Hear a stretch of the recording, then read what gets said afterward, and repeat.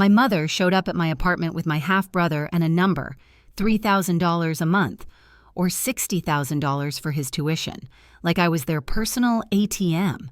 I'm Julia Foster, 32, a data analyst in Orlando, who built a life from nothing after my mom walked out when I was 9. Now she was back, smiling like we hadn't lost decades, while Caleb sprawled on my couch and called my place small for someone making bank. When I didn't cave, the warmth cracked. The questions got sharper.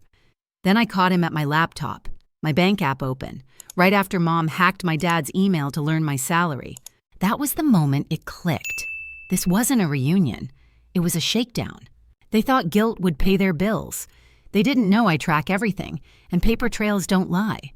If you've ever had family knock only when they want cash, tell me in the comments, what did you do?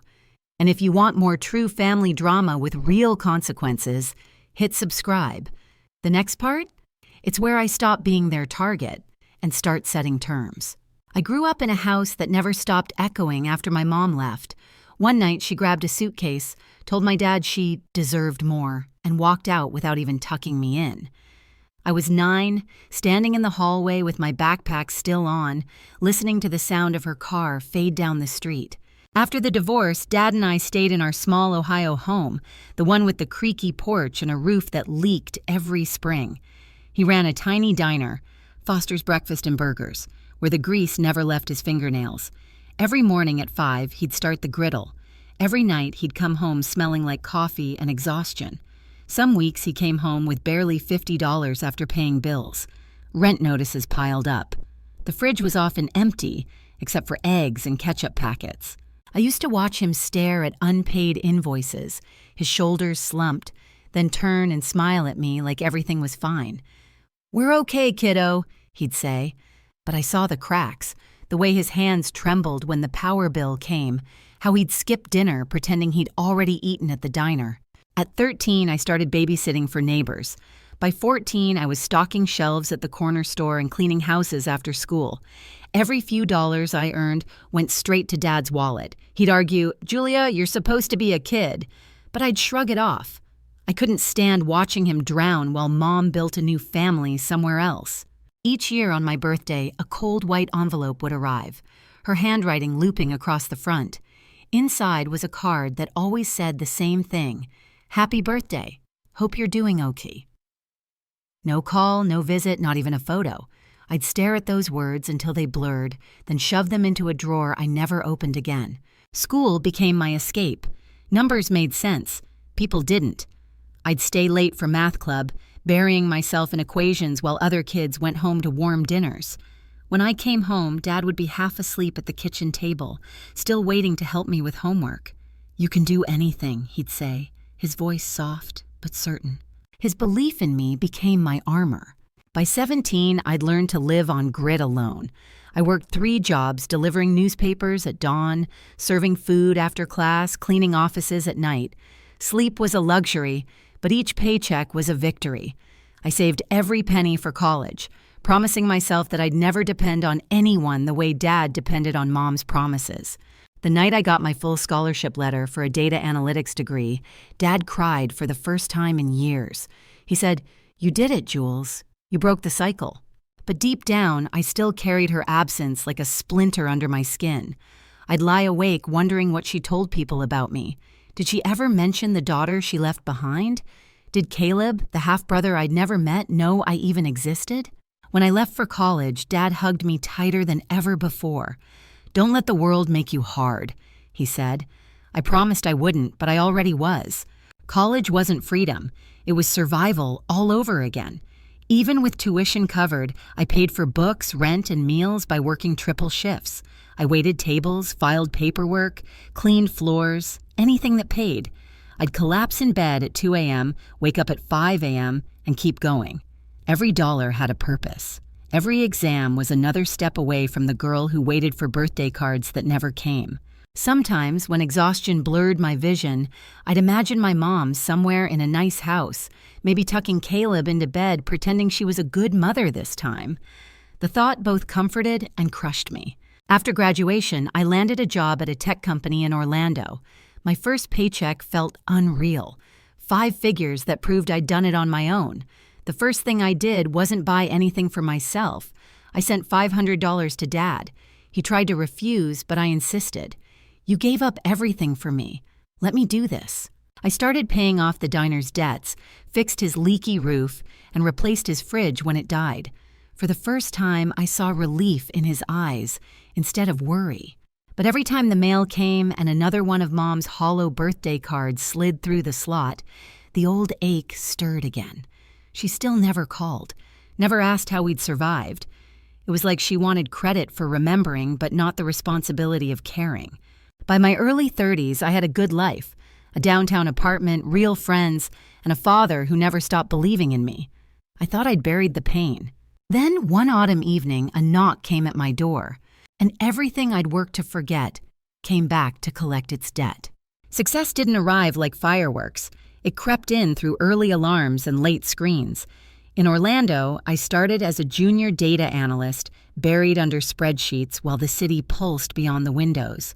I volunteered for the ugly datasets and learned to hear stories inside noise. 5 years later, I held a senior title and a team that trusted me with projects that could move a quarter's needle. Money softened the edges but didn't rewrite my wiring. Scarcity trained me to plan for storms. I tracked every transaction, labeled savings buckets, and sent Dad $500 on the first of each month, non-negotiable. When the diner's roof failed, I paid the contractor. When his car died, I covered repairs. He'd protest, then squeeze my hand. "Promise me you won't harden," he said. I promised, believing I could be generous without becoming prey. For years, my mother existed only as a once-a-year birthday card. 4 words and a signature that felt like a dare. "Happy birthday. Hope you're okay." I never replied. I told myself I didn't care. Then one autumn evening, a knock thudded through my apartment, and the past stepped in wearing perfume. "Julia, my sweet girl," she sang, moving through my doorway like we'd spoken last week. Behind her, a lanky 19-year-old slouched, eyes glued to his phone. "This is your brother, Caleb." He muttered, "Hey," collapsed onto my couch, and planted his sneakers on my coffee table. Mom's eyes toured the room like a realtor's. View, furniture, frame, degree. "You've done so well," she said, every syllable a calculation. Compliments turned into questions. Job title, compensation, stock. I answered vaguely, already queasy from the performance. She finally landed the plane. "Caleb's tuition is $60,000, she said gently, as if tone could shrink the number. "We were hoping you might help. Just a little. Maybe $3,000 a month." Caleb finally met my eyes. "It's not that much," he said, "and a decent car would help. Campus is huge." He stretched, bored and sure of the yes he expected. Heat rose in my chest, the kind I'd felt watching Dad choose which bill not to pay. My mother didn't ask what I'd survived. She wanted the harvest without the planting. I told them I'd think about it. Her smile held, but her eyes sharpened. After they left, I scrubbed counters like I could erase their fingerprints from the air. Guilt hovered anyway, that old trained animal. What if this is the chance to fix things? Texts arrived the next morning. Photos of campus bills, a selfie of Caleb beside a cramped dorm. "You're so lucky you can help," Mom wrote. "Family lifts family." I took Dad to lunch and told him everything. He set his fork down and shook his head. "Don't let Marie spend your kindness," he said. Then he told me what he'd never said, how she emptied their joint account before she left, how he found a maxed-out card the next day, how she'd always been looking past us at the next open door. "I wanted you protected from that truth," he said, "but you need it now." I agreed to a second meeting in public.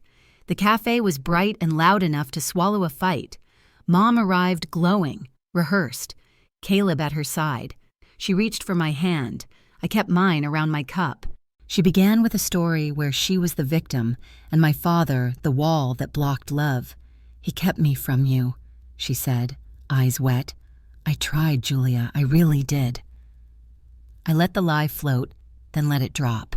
"Caleb deserves a fair chance," she pressed, shifting to urgency. "We just need your help a little more." Caleb didn't wait. "A Mustang would be perfect," he said, "and my phone's trash." He flipped it over like evidence. I set my cup down. You're asking me for $60,000, a car, and a new phone, I said, because we share DNA?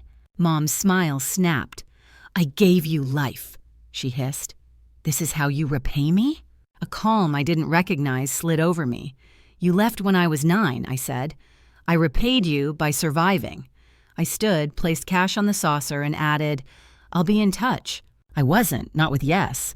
What came next would prove my caution wasn't paranoia. It was preparation. Days later, her messages sharpened. Affection became accounting. She asked for dates, amounts, temporary transfers. When I didn't answer, she proposed stopping by to talk like family. I said no. She came anyway, with Caleb, catching me between meetings.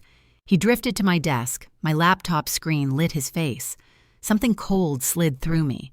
I shut the lid and walked them to the door. Lines had to be drawn, clearly. When I opened the door that afternoon, I told myself it would be quick. 5 minutes, civil talk, then goodbye. But the moment Mom and Caleb crossed the threshold, I knew something was off. Mom's smile was too polished, her hands clutching her purse like a weapon. Caleb trailed behind, phone in hand, already looking bored. We just want to talk, she said sweetly. That tone used to work when I was a child, when I still wanted her approval, not anymore. Still, I let them in, a mistake I'd regret within minutes. They sat like they owned the place. Mom scanned the room again, her gaze landing on my laptop across the desk. You've really built something here, she said. I'm so proud. Then, without pause, so, have you thought about what we discussed? Caleb's tuition deadline is next week. Her voice was soft, but her eyes were sharp. I told you I needed time, I said. Caleb scoffed. What's there to think about? You're loaded. My jaw tightened. I worked for this. Mom leaned forward, folding her hands like she was praying. Family helps family, Julia. You've got so much. Why hide it? The word hide made something twist inside me. Her gaze flicked to the laptop again. I stood to pour water, partly to calm myself, partly to break her stare. When I came back, my heart stopped. Caleb was at my desk, fingers on my keyboard, my banking app open on the screen. What are you doing? I snapped, rushing forward. He smirked. Just looking. Relax. Mom jumped in, defensive. We were curious, Julia. It's not a big deal. We just wanted to see how you're doing. How I'm doing. My voice shook. You opened my private accounts. Caleb shrugged, scrolling casually. You've got plenty to spare. I slammed the laptop shut so hard he flinched. Get out! Mom stood, trying to regain control. Don't be dramatic. We're just family. Stop acting like a stranger. That word again, family. A blade dressed as a hug. My voice dropped, steady and cold. You need to leave. Now. She hesitated, her expression shifting. You'll regret this, Julia. I just wanted to help Caleb succeed. By hacking into my life? Her face went pale, just for a second. That's when I knew. She had done it. My mind raced back to the messages, to the way she'd known my exact salary, my job title. I turned to my laptop and opened my email. There it was, a forwarded message from my father's account, a breakdown of my income and company benefits, sent to her. The timestamp was from 2 weeks ago. She'd hacked Dad's email. The betrayal hit me like an electric shock. She hadn't just violated my trust. She'd betrayed the only man who'd ever loved her without condition. I faced her. You went through Dad's email. Her lips parted, but no apology came. He's a fool, she spat. Running that diner, wasting his life. I had to know how you turned out so well after being stuck with him. Caleb laughed. Yeah, he's a loser. You're better than that, Julia. Their cruelty snapped something inside me. Get out, I said again, voice shaking. Mom's face hardened. You'd call the police on your own mother? I picked up my phone. If I have to. Caleb rolled his eyes. Chill. It's not that serious. It is when you break into someone's accounts. I pressed 9-1 on the keypad, and that was enough. Mom's mask finally cracked. She grabbed Caleb's arm. Come on. She's ungrateful, just like her father. They stormed out, the door slamming behind them. My hands trembled as I locked it. For a long minute, I just stood there, the hum of my laptop the only sound. Then I opened my browser's security logs. Multiple failed logins, a password reset attempt. Every instinct I'd honed as a data analyst confirmed it. This wasn't curiosity, it was theft. I called Dad. He answered on the second ring, his voice warm but tired. I told him everything. The visit, the hacked email, the lies she'd told about him keeping her away. Silence hung heavy on the line before he sighed. "That's Marie," he said quietly. "She's always twisted the truth to get what she wants." "Did you change your password recently?" I asked. He paused. "Someone did. Weeks ago, I thought it was me forgetting." My stomach dropped. It wasn't just about me anymore. She'd violated him, too. That night, I sat at my kitchen table, a dozen tabs open. Bank alerts, email security, legal advice. My reflection in the dark window looked like a stranger, tired, angry, but finally awake. For years, I'd let guilt chain me to her absence, but now I saw her for what she was, a con artist in designer clothes. I wasn't the scared little girl waiting for her to come home anymore. I was the woman with evidence, resources, and boundaries. The next morning, I made a call that would change everything. "Mark Sullivan, attorney at law," the voice said. "Hi, Mark," I said, gripping the phone. "I need help. My mother's been trying to steal from me." And this time, I wasn't asking for understanding. I was taking action. Mark Sullivan didn't waste time. The moment I finished explaining, he said, "Julia, you've got enough evidence to file for a restraining order." His tone was calm, measured, the voice of someone used to cleaning up other people's emotional wreckage. He asked for every screenshot, every email, every text. I sent them all. The forwarded message from Dad's account, the bank alerts, the login attempts. Mark called me back an hour later. "We'll file at the Orlando courthouse first thing tomorrow. Don't answer any of her messages or calls. From now on, everything goes through me." For the first time in weeks, I felt safe. That night, I video called Dad. He looked older than I remembered, his gray hair thinner, his smile faint but proud. "I'm sorry she's doing this to you," he said. "Don't be," I replied. "You warned me."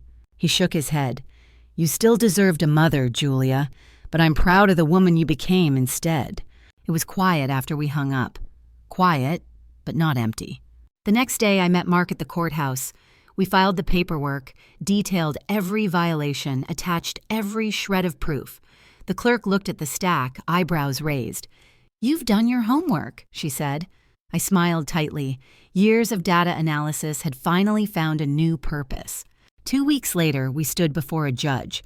Mom didn't show up, but Caleb did, slouched in the back with a hood over his head, glaring. The judge reviewed the case swiftly, noting Mom's unauthorized access and Caleb's complicity. "The evidence is clear," she said, stamping the document. "A permanent restraining order is granted."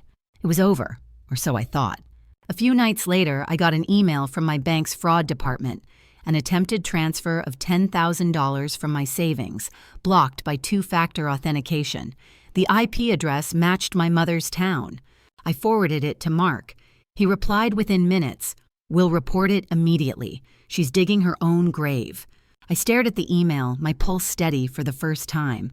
The fear that used to paralyze me had transformed into resolve. Still, something inside me broke quietly that night. It wasn't about the money. It was about realizing there would never be a version of her that loved me without taking something in return. Weeks passed. I doubled my security, new passwords, encrypted storage, credit freeze. The digital walls I built around myself were ironclad. But the emotional ones? They were still forming. Then the phone rang again. Unknown number. I almost ignored it, but curiosity won. "Julia?" The voice was familiar but softer. "It's Ruth, your mom's sister, Aunt Ruth. I hadn't spoken to her since I was a child. I heard about what happened," she said. "Marie's been like this for years, borrowing, lying, cutting people off when she doesn't get her way. She's burned every bridge left." Her words were both validation and heartbreak. "I thought maybe it was just me," I said quietly. "No, sweetheart, she's always been chasing something. Money, men, pity. You just stop being useful when you stop needing her." That conversation shifted something. It wasn't my fault. None of it was. A week later, Mark called again. "Your case triggered an investigation," he said. "Apparently, she's been trying to access other relatives' accounts, too. The restraining order's holding, but she's isolated now, word's getting around. Good. Consequences had finally caught up. I started therapy soon after. Dr. Ellen Brooks was the kind of woman who spoke in quiet truths. In our first session, she asked, "When you think of your mother, what do you feel first? Anger or grief?" "Both," I said. She taught me how to survive by abandoning me. That's the only lesson she ever finished. Ellen nodded. Then surviving was your rebellion. Week by week, I untangled the guilt I'd carried since I was 9. I learned to stop explaining her actions through my own worth. I learned that boundaries aren't cruelty. They're self-respect written in action. By spring, I could finally walk past my front door without expecting another knock. The silence that used to sting now felt peaceful. Then one evening, Dad called. "Guess who showed up at the diner today?" he said. My stomach clenched. "Don't tell me." "She did," he said. "Your mother." "What did she want?" "She said she was sorry." He paused. "But she didn't mean it. She wanted money again. I told her no." I held my breath. "What did she do?" "She left," he said simply. "For good this time." Something in my chest loosened.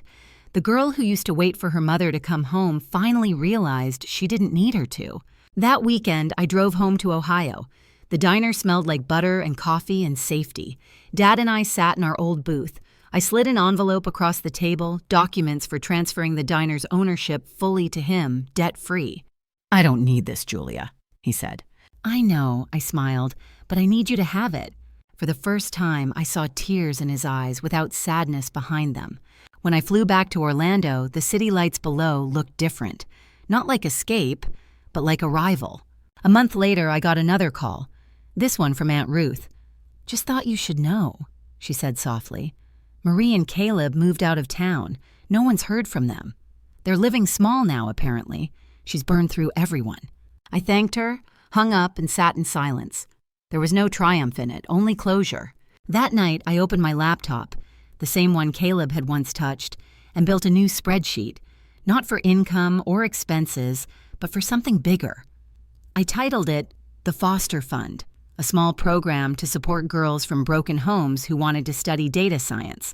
I reached out to my colleague Kara for logistics, to Nina for design, to my neighbor Ryan for outreach.